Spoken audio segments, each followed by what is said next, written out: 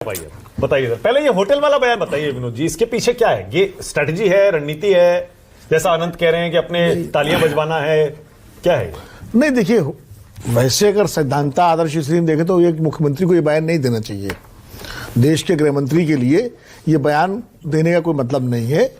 चुनावी राजनीति अपनी जगह है, चुनावी रणनीति अपनी जगह है। प्रधानमंत्री गृह मंत्री पूरे देश में कहीं भी जा सकते हैं, कोई भी केंद्रीय मंत्री कहीं भी जा सकता है और उसमें कोई लेकिन हो ये रहा है कि जब आक्रामक बयानों का सिलसिला शुरू होता है तो वो रुकता नहीं है। पिछला चुनाव दीदी वाला हम लोगों को याद ही है, जिसको मुद्दा बना लिया था तृणमूल कांग्रेस ने।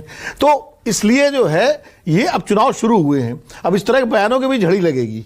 अभी प्रधानमंत्री जी आएंगे, वो हमले करेंगे, राजनीतिक हमले, ममता जी उसका जवाब देंगी, ये सब चलेगा। क्या ममता जी ने टोन सेट कर दिया है क्या? टोन तो अमित शाह जी ने सेट कर दिया। हाँ। टोन तो अमित शाह जी ने, जब वो गए और उन्होंने जिस तरह से पूरा अपनी प्रेस कॉन्फ्रेंस में सारे मुद्दे स्पष्ट किए, तो टोन तो उन्होंने सेट किया।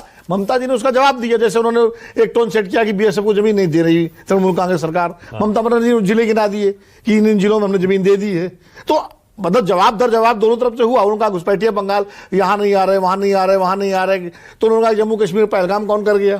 तो इस तरह से टोन तो सेट हो गया दोनों तरफ से, और यही चलेगा पूरे चुनाव में।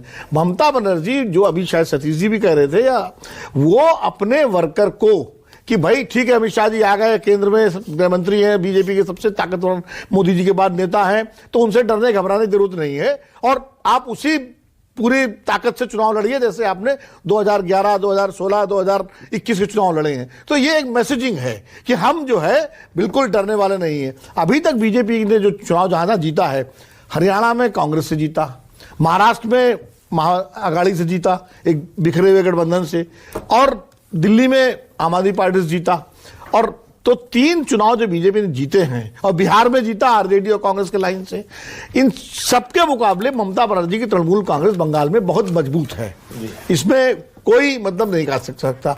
अब जहां तक अभी तृणमूल और निर्मूल की बात की गई, तो निर्मूल का मतलब होता है कि कुछ भी ना होना, तृण का मतलब होता है, तृण वो मूल है जहां से वृक्ष पैदा होता है, जो तृण से ही वृक्ष बनता है। तो तृणमूल और निर्मूल में एक फर्क है। वो ठीक है, बारीक लाइन अनंत ने कहा कि वो दोनों बहुत रंजमात फर्क है, लेकिन तृण से ही वो होती है। तो ममता बनर्जी की जो तृणमूल कांग्रेस है, वो एक कड़ी चुनौती बीजेपी के लिए है, इसमें कोई दो राय नहीं, और बीजेपी भी एक कड़ी चुनौती पेश करेगी। ठीक है। और पिछले 3 चुनाव जो बीजेपी ने लड़े, 2011 को छोड़ दीजिए, मान लीजिए 16 और 21, उसमें बीजेपी ने कोई कम कड़ी मेहनत नहीं की है। अब उस समय के सारे देख लीजिए। ठीक है विनोद जी, अब देखिए